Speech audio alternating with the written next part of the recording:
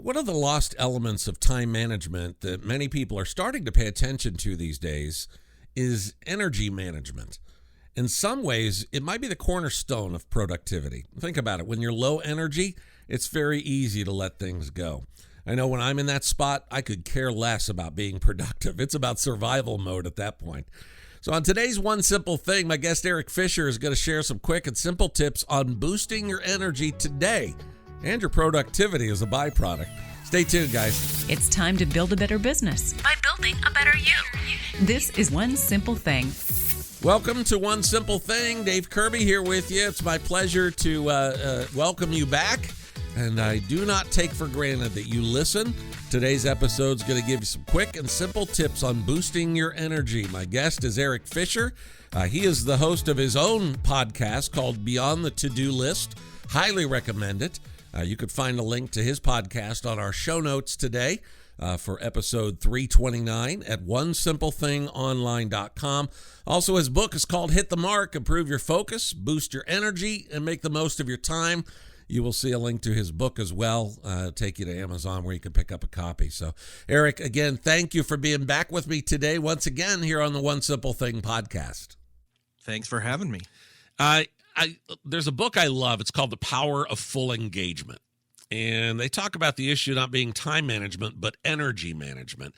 And I know we want to talk about that some today because your book is called Hit the Mark, Improve Your Focus, Boost Your Energy, and Make the Most of Your Time. So this whole concept of boosting our energy is really a key if we're really going to be productive, isn't it? Yeah, I wholeheartedly agree. Sometimes if you have no energy, then even if you have the time, you're still not going to get anything done. Yeah, so even when if you haven't slept all night, right, you may have the time, but you're just going to sit there and feel like, you know what, I just want to veg. Right. Yeah, that has happened. Yeah, and that's okay sometimes even, right? Going back to what you said on the last episode, maybe the problem is we haven't allowed ourselves to go fully there. So if I'm finding myself low in energy today, maybe I need to go fully there and just take a nap for the next 20 to 30 minutes. That has been one of the things I've used to fix that situation. So, yeah, that's definitely one of the options. Are there symptoms of energy level being a problem in my life? How can I gauge how much this issue of energy management is really pulling me down? Well, I mean, most of the time we're aware of how tired we are. And even if we just think we are all the time, that's one thing. I would say, think about it. Like, how often do you feel like, man, I'm just tired, I'm beat, I'm busy, and you just feel down. Not necessarily, like depression or emotional down, but just physically, like, man, I'm pushing the cart uphill all day long, and if you feel like that all the time, then I'm wondering, maybe you're not either taking care of yourself enough or taking time to get enough sleep, all of the above. I mean, what do you put credence in kind of I guess all of us have natural rhythms where we have high energy and low energy. And as we pay attention to that, we can kind of start to kind of tailor our productivity or our time management based on those kind of natural rhythms of our life. Yeah, I think that, there's certain times of day maybe where we're better. And I'm thinking like others. Some people are morning people, some people are night owls or whatever. And instead of fighting against that, maybe it's better just to kind of, admit who we are and then work our life around that natural kind of tendency we have already. Yeah, for sure. And I think that's the thing is you got to lean into when you're at your best. And I think it's even possible, and I know this to be true, that you can train yourself to change and be better at a different point of the day than you used to be. I mean, some people aren't early risers and have trained themselves to be. I have been one of them.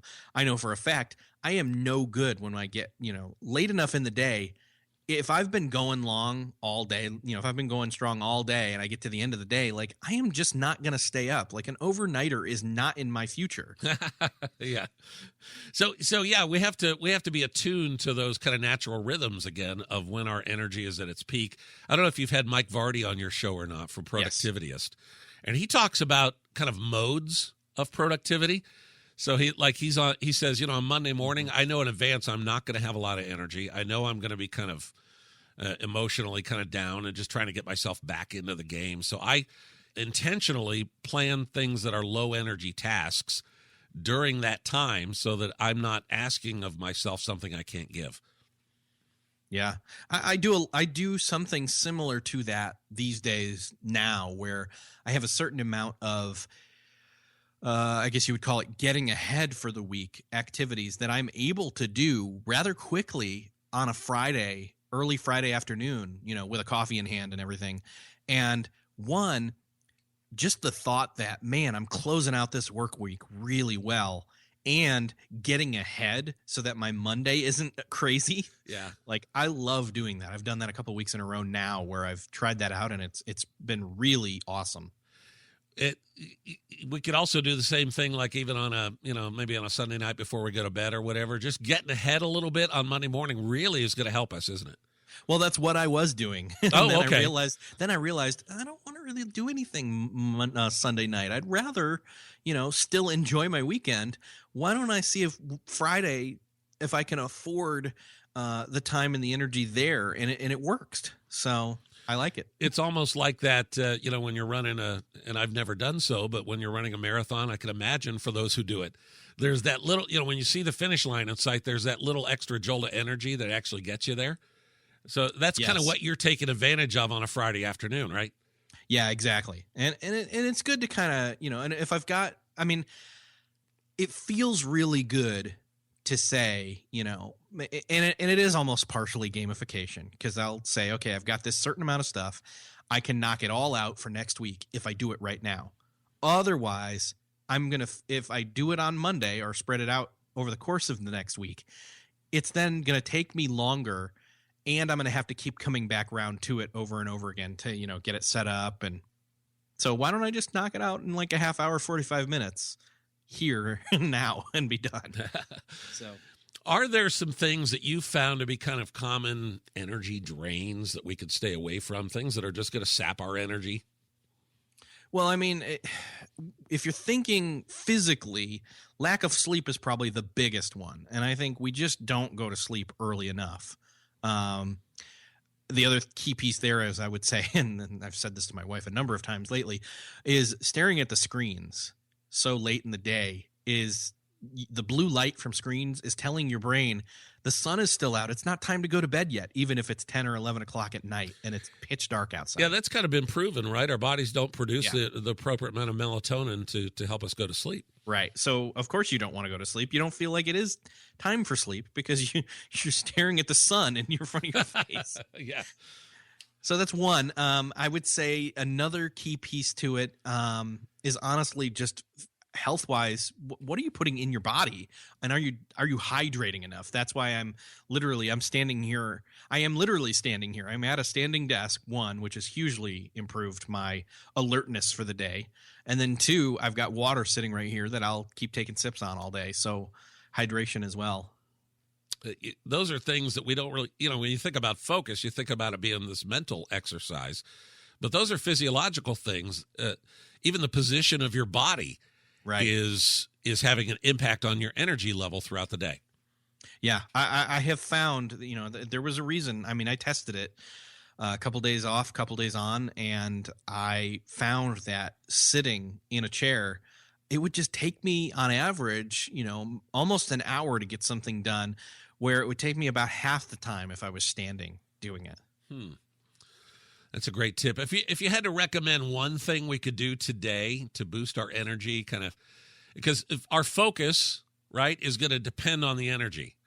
If you don't have the energy, it doesn't matter how much you want to focus, you're not going to be able to. So what one energy booster or what one tip could we put into practice today that have the most immediate impact for us? I would say probably touching back on that screens thing is to have a certain go dark time in your day where, even for us, the kids go to bed, we take them off screens and then ourselves, an hour to 2 hours prior to when we need to hit the bed. That's one key one. I would think then the other thing would just to be gauge your energy, kind of monitor it, see by going through a day regularly, man, when do you think your low point is and when is your high point? and see if you can't then align your tasks to be set up appropriately according to that. And there's one word that you used a moment ago, and that's that you tested it, right? Mm-hmm. So it's not like one size fits all. And maybe you try things and see if they have an impact on your energy level or your focus or whatever. And then if it works, great. You incorporate it into your routine. If not, you move on to something else. Exactly. That's good stuff. Hey, Erik, thank you. I'm so glad we were able to finally connect here, and I've really enjoyed having you on the show. We're going to talk about your book and your podcast here in a second. But again, thank you for making the time. Looking forward to maybe doing it again sometime. Yeah, thanks, Dave. Thanks for having me. Erik Fisher, my guest today again on the One Simple Thing podcast. I would recommend you go back and listen to his previous episodes.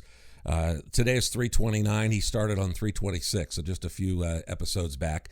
I would recommend you listen to him. Again, one of the things I love about Erik is that it's not pie in the sky kind of ivory tower kind of productivity. I think we talked about that. So many of these guys, they have a staff of a dozen people that help them be productive. But for those of us who are solopreneurs or out there just, kind of busting our tails trying to make things happen, these are some tips that are real world, kind of rubber meets the road, practical suggestions for boosting your time management, your focus, your energy, and your productivity. You'll find them all in his book. It's called Hit the Mark, Improve Your Focus, Boost Your Energy, and Make the Most of Your Time. If you'd like to pick up your copy, I'd recommend it. There's a banner ad on our website. Just go to onesimplethingonline.com. Right there on the right-hand side of the homepage, you will see a banner for Erik's book. Click, buy, and I promise you won't regret it. Again, that's at onesimplethingonline.com. Also, while you're there, check out our new format. We have articles being posted just about every day now, helpful content, etc., that will help you with your productivity, will help you with your personal development, with money, with health and wellness. All of those categories are included now on our website. And I'm excited because coming up here real soon, we're also going to start producing original content from some guest authors, etc. So I'm excited about that as well. Make sure you check out the website today at onesimplethingonline.com. I'm Dave Kirby. Thank you for listening. As we get together again on the next episode, I'll be recapping what Erik and I have talked about. I'll be sharing some of my own thoughts about productivity as well. So hopefully you'll tune in then. Thank you for listening to the One Simple Thing podcast.